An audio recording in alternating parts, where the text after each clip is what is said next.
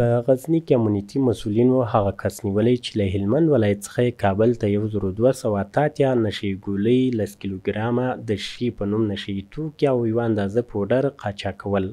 دا مواد خو چې دي دا په 580 کې د هلمند د طرف روان و د کابل طرف ته تلل چې 10 کیلو شیشه ده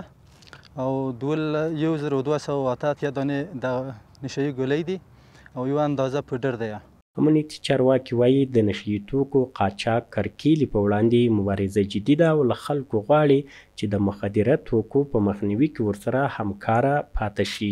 په دې عمومي سړک باندې الحمدلله موږ مواد مخدر په زیات اندازه باندې نیولي دي او په هغه د جنایي برخه کې که غلۍ که قاچاق دي هر شي مخنیوی موږ کړی ده. دا په داسې حال کې ده چې تر دې څو ورځې وړاندې غزني کې د جنایي جرمونو په وړاندې د مبارزې مجاهدینو 10 تنه هغه کسان هم ونیول چې په غلا او نورو جنایي جرمونو په ترسره کولو کې لاس درلود.